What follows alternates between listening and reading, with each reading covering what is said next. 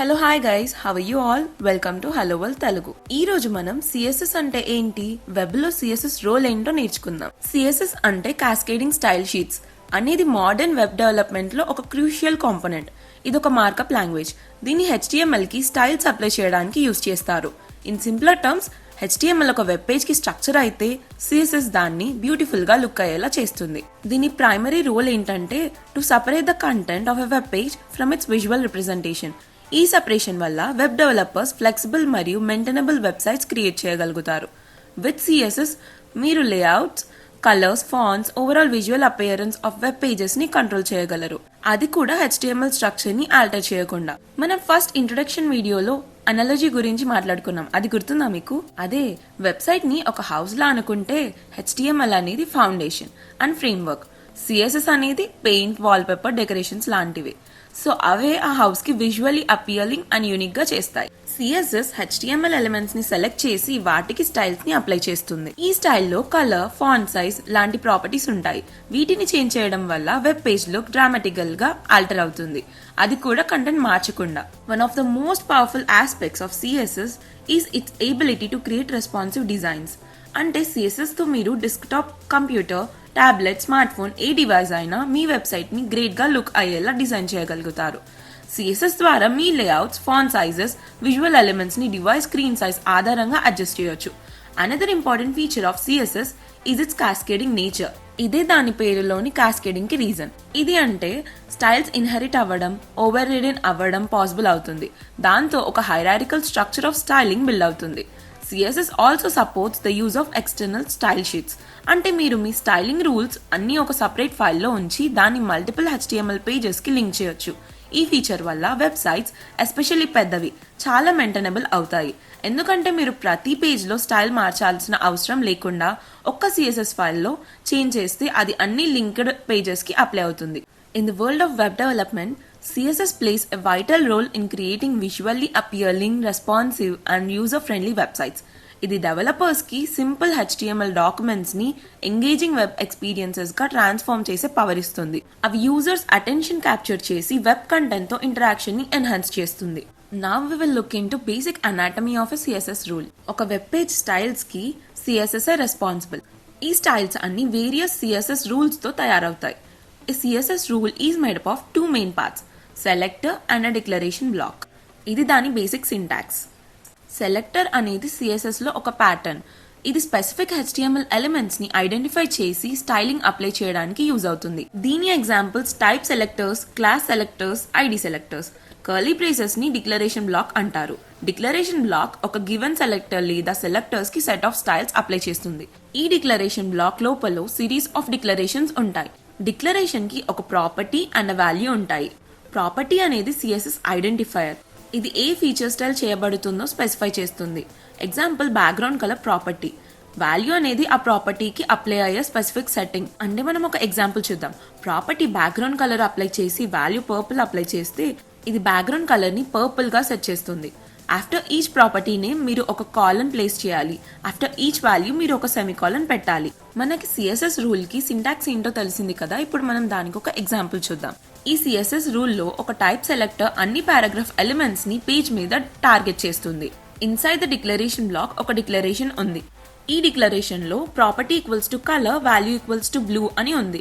దీని వల్ల అన్ని పారాగ్రాఫ్ ఎలిమెంట్స్ కి టెక్స్ట్ కలర్ బ్లూ అవుతుంది. ఇఫ్ మీరు same set of styles multiple selectors కి అప్లై చేయాలనుకుంటే మీరు ఒక సెలెక్టర్ లిస్ట్ క్రియేట్ చేయొచ్చు, ప్రతి సెలెక్టర్ ని కామాతో సపరేట్ చేస్తూ. ఈ ఎగ్జాంపుల్ చూడండి. ఈ సెలెక్టర్ లిస్ట్ లో ఒక ID సెలెక్టర్ ఉంది. అది HTML ఎలిమెంట్ ని టార్గెట్ చేస్తుంది. దాని ID వాల్యూ టైటిల్. అన్ని ID సెలెక్టర్స్ హ్యాష్ సింబల్ తో స్టార్ట్ అవ్వాలి. తర్వాత ఒక క్లాస్ సెలెక్టర్ ఉంది. ఇది class value equals to sub heading ఉన్న HTML ఎలిమెంట్స్ అన్నింటినీ టార్గెట్ చేస్తుంది. అన్ని క్లాస్ సెలెక్టర్స్ డాట్ తో స్టార్ట్ అవ్వాలి. మొత్తం సెలెక్టర్ లిస్ట్ కి ఒకే స్టైల్ అప్లై అవుతుంది. అదే text colour equals to navy. మనం CSS లో మెటా వ్యూపోర్ట్ ఎలిమెంట్ ఎందుకు యూజ్ చేస్తామో తెలుసుకుందాం. ద మెటా వ్యూపోర్ట్ ఎలిమెంట్ అనేది రెస్పాన్సివ్ వెబ్ డిజైన్ లో ఒక క్రూషియల్ కాంపోనెంట్. ఇది ఒక స్పెషల్ HTML మెటా ఎలిమెంట్. ఇది బ్రౌజర్ కి ఇన్స్ట్రక్షన్స్ ఇస్తుంది. ఒక web page dimensions and scaling ని డిఫరెంట్ డివైసెస్ మీద, especially mobile phones and tablets మీద ఎలా కంట్రోల్ చేయాలో అని. ఇది దాని బేసిక్ సింటాక్స్. ఈ ఎలిమెంట్ టిపికల్లీ మీ HTML డాక్యుమెంట్ యొక్క హెడ్ సెక్షన్ లో ప్లేస్ చేస్తారు. కానీ ఈ ఎలిమెంట్ లో ప్రతి పార్ట్ ఏం డిఫైన్ చేస్తుందో చూద్దాం. విడ్త్ అంటే డివైస్ విడ్త్. ఇది బ్రౌజర్ కి చెప్తుంది page width equals to device screen width గా సెట్ చేయమని. ఇది రెస్పాన్సివ్ లేఅవుట్స్ క్రియేట్ చేయడానికి ఎసెన్షియల్, ఎందుకంటే ఇవి డిఫరెంట్ స్క్రీన్ సైజెస్ కి అడాప్ట్ అవ్వాలి. ఇనిషియల్ స్కేల్ ఈక్వల్స్ టు 1.0 అనేది ఇది వెబ్ పేజ్ ఫస్ట్ లోడ్ అయ్యే టైంలో ఇనిషియల్ జూమ్ లెవెల్ ని సెట్ చేస్తుంది. 1.0 వాల్యూ అంటే పేజ్ 100% జూమ్ లో స్కేలింగ్ లేకుండా డిస్ప్లే అవుతుంది. Meta view port element use చేయడం వల్ల మీరు మీ వెబ్ పేజెస్ ని మొబైల్ డివైసెస్ మీద ప్రాపర్లీ డిస్ప్లే అయ్యేలా చేస్తారు. ఇది లేకపోతే మొబైల్ బ్రౌజర్స్ యూజువల్లీ పేజ్ ని డెస్క్టాప్ స్క్రీన్ విడ్త్ లో రెండర్ చేసి తర్వాత దాన్ని స్కేల్ డౌన్ చేస్తాయి. దీనివల్ల టెక్స్ట్ చాలా చిన్నగా చదవడానికి హార్డ్ గా ఉంటుంది, పూర్ యూజర్ ఎక్స్పీరియన్స్ వస్తుంది. ఈ మెటా వ్యూ పోర్ట్ ఎలిమెంట్ తో మీరు ఇంకొక ఫీచర్ ని కూడా కంట్రోల్ చేయగలుగుతారు. యూజర్స్ మీ వెబ్ పేజెస్ మీద zoom in or zoom out చేయగలరా లేదా అనేది కూడా కంట్రోల్ చేయగలుగుతారు. User scalable equals to no attribute వాడి జూమింగ్ డిసేబుల్ చేయొచ్చు, కానీ యాక్సెసిబిలిటీ వల్ల జనరల్ గా దీన్ని రికమెండ్ చేయరు. చాలా యూజర్స్ కి రీడబిలిటీ కోసం జూమ్ అవసరం అవుతుంది, ఎస్పెషల్లీ విజువల్లీ ఇంపైర్మెంట్స్ ఉన్న వారికి. మనం అసలు ఏం చేయకూడదో ఈ ఎగ్జాంపుల్ లో చూద్దాం. ఇన్స్టెడ్ మీరు మీ వెబ్సైట్ ని రెస్పాన్సివ్ అండ్ రీడబుల్ గా డిజైన్ చేయడం బెటర్. డిఫరెంట్ జూమ్ లెవెల్స్ లో కూడా మీరు యూజర్స్ కంఫర్టబుల్లీ కంటెంట్ యాక్సెస్ చేయగలిగేలా. The Meta Viewport element plays a crucial role in creating mobile-friendly websites. ఇది me carefully crafted responsive designs ని అన్ని డివైసెస్ మీద ఇంటెండెడ్ గా డిస్ప్లే అయ్యేలా ఎన్షూర్ చేస్తుంది.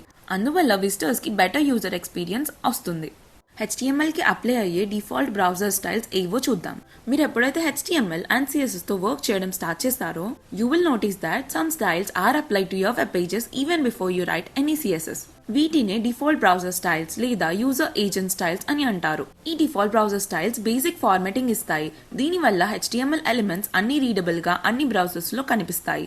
అయితే ఈ స్టైల్స్ ఒక బ్రౌజర్ నుంచి ఇంకో బ్రౌజర్ కి స్లైడ్ డిఫరెన్సెస్ చూపిస్తాయి. అందుకే కన్సిస్టెంట్ లుక్ కోసం వీటిని అర్థం చేసుకోవడం చాలా అవసరం. ఫస్ట్ వి హెడింగ్స్. హెడింగ్స్ అనేవి ఎక్కువగా ఉపయోగించే HTML ఎలిమెంట్స్. వీటికి browsers already default styles assign చేస్తాయి, సైజెస్ మరియు వెయిట్స్ లో వేరియేషన్స్ తో. ఎగ్జాంపుల్ కి H1 highest level heading usually bold గా అండ్ పెద్ద ఫాంట్ సైజ్ తో ఉంటుంది. H2 and H3 lower level headings కంటే చిన్నగా కనిపిస్తాయి. ఈ హెడింగ్ ట్యాగ్ వల్ల కంటెంట్ కి proper hierarchy and structure define అవుతుంది. ఇది వాటి example. Next HR element. HR element horizontal rule create చేస్తుంది. ఇది కంటెంట్ సెక్షన్స్ ని విజువల్లీ సెపరేట్ చేయడానికి యూజ్ చేస్తాం. బ్రౌజర్స్ దీనికోసం సింపుల్ లైన్ స్టైల్ డిఫాల్ట్ గా అప్లై చేస్తాయి. ఈ ఎగ్జాంపుల్ ని మీరు రన్ చేస్తే హారిజంటల్ రూల్ థిన్ లైన్ గా కనబడుతుంది అండ్ పైకి కిందికి స్పేసింగ్ ఉంటుంది. Next block quote element. Block quote అనేది కొటేషన్ కోసం యూజ్ చేసే ఎలిమెంట్. బ్రౌజర్స్ దీన్ని డిఫాల్ట్ గా ఇండెంటేషన్ తో డిస్ప్లే చేస్తాయి, కొన్నిసార్లు ఇటాలిసైజ్ కూడా చేస్తాయి. దీనివల్ల అది కోటెడ్ టెక్స్ట్ అని స్పష్టంగా తెలుస్తుంది. ఇది దీని ఎగ్జాంపుల్. ఇక్కడ బ్లాక్ కోట్ ఎలిమెంట్ వల్ల టెక్స్ట్ కి లెఫ్ట్ సైడ్ లో ఇండెంట్ అప్లై అవుతుంది. Next anchor element. Anchor element కి డిఫాల్ట్ గా blue colour and underline styles apply అవుతాయి. దీనివల్ల ఇది ఒక క్లికబుల్ లింక్ అని యూజర్స్ కి స్పష్టంగా తెలుస్తుంది. ఇది దీని ఎగ్జాంపుల్. ఈ కోడ్ లో anchor element blue colour plus underline తో కనిపిస్తుంది. Next list. ఇవి ordered and unordered. Unordered list కి బ్రౌజర్స్ డిఫాల్ట్ గా బుల్లెట్స్ చూపిస్తాయి. ఆర్డర్డ్ లిస్ట్ కి డిఫాల్ట్ గా నంబర్స్ చూపిస్తాయి. ఇవి రెండు కూడా slight indentation to the right తో డిస్ప్లే అవుతాయి. ఇది దీని ఎగ్జాంపుల్. ఈ అన్ని ఎగ్జాంపుల్స్ తో మనం తెలుసుకోవాల్సింది ఏంటంటే బ్రౌజర్ ఎలా default spacing, varying font sizes and weights HTML elements కి అప్లై చేసింది అని. మన next and last topic of this video inline, internal and external CSS అంటే ఏంటి అండ్ వాటిని మనం ఎప్పుడు యూజ్ చేయాలి. CSS ఒక వెబ్ పేజ్ కి అప్లై చేయడానికి 3 మెయిన్ వేస్ ఉంటాయి: ఇన్లైన్, ఇంటర్నల్ అండ్ ఎక్స్టర్నల్. ప్రతి మెథడ్ కి తనకంటూ ఒక use case, advantages and limitations ఉంటాయి. ఏ సిచ్యువేషన్ లో ఏ మెథడ్ వాడాలో తెలుసుకోవడం చాలా యూస్ఫుల్. అప్పుడు మాత్రమే మీరు క్లీన్, ఎఫిషియెంట్, మెయింటైనబుల్ కోడ్ రాయగలుగుతారు. ఇప్పుడు మనం ఈ 3 టైప్స్ ఆఫ్ CSS ని బ్రేక్ డౌన్ చేసి ఎప్పుడు యూజ్ చేయాలో చూద్దాం. ఫస్ట్ ఇది ఇన్లైన్ CSS. ఇన్లైన్ CSS అనేది ఒక HTML ఎలిమెంట్ లోని స్టైల్ అట్రిబ్యూట్ ద్వారా రాస్తారు. ఇది ఒక స్పెసిఫిక్ ఎలిమెంట్ కి మాత్రమే స్టైల్ అప్లై చేస్తుంది. ఇది ఇన్లైన్ CSS ఎగ్జాంపుల్. ఈ ఎగ్జాంపుల్ లో మనం స్టైల్ అట్రిబ్యూట్ వాడి పారాగ్రాఫ్ టెక్స్ట్ ని రెడ్ కలర్ లోకి మార్చాం. ఇన్లైన్ CSS అనేది mostly quick one of styles కోసం లేదా ఒక స్పెసిఫిక్ ఎలిమెంట్ కి ఇతర స్టైల్స్ ని ఓవర్ రైట్ చేయడానికి వాడతారు. కానీ ఎక్కువ సార్లు దీనిని అవాయిడ్ చేయాలి, ఎందుకంటే ఇది HTML ని క్లటర్ చేస్తుంది అండ్ కోడ్ మెయింటైన్ చేయడం కష్టం అవుతుంది. సాధారణంగా ఇంటర్నల్ లేదా ఎక్స్టర్నల్ వాడటం చాలా బెటర్, ఎందుకంటే అవి ఆర్గనైజ్డ్ అండ్ మెయింటైనబుల్ గా ఉంటాయి. నెక్స్ట్ నెక్స్ట్ ఇది ఇంటర్నల్ సిఎస్ఎస్. ఇంటర్నల్ సిఎస్ఎస్ అనేది HTML డాక్యుమెంట్ లోని హెడ్ సెక్షన్ లో స్టైల్ ట్యాగ్స్ లో రాస్తారు. ఇది ఆ ఒక్క పేజ్ కి మాత్రమే స్టైల్ అప్లై చేస్తుంది. ఇది దీని ఎగ్జాంపుల్.